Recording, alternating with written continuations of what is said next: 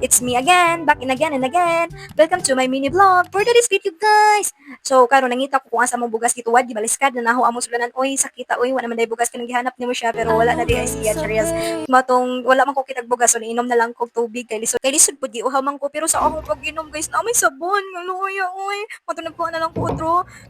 Walang kukura, flexing our ulam. Unom kabuok buwad, gipikas-pikas pag yun with chocolate lanay.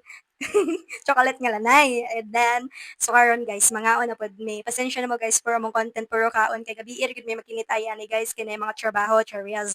So, our ulam is okra and bolad. And then our pambansang ulam, syempre, kamates. Tanaw lang mo mas among mga ilong nga baranag mga kamates. And then, di na mawala ng katawa nga, grabing katawa ni Jacqueline Borag na ingon, ang talagang Pilipina, dere, grabe yun ka guwapa, sa magkuyab ani, oy, i-claim na ni dinhi, ikod na kigukaran ko, day, pagtan ano, sa luto, day, uy, naman, di ko pa kanon, Cherez, bahala, naghinay, basta kalahutay. So, karon guys, mga ona pod mi, kay lisod pug di may mga ano gusla mi dinhi Taw guys bisag ingani among kinabuhi no lipay gud baya kaayo mi kay Berg dugay namin nagkaila dugay namin nagkauban feeling comfortable mga feeling on cheers feeling naman na ito diri na taman bye bye Roses, and I left them there.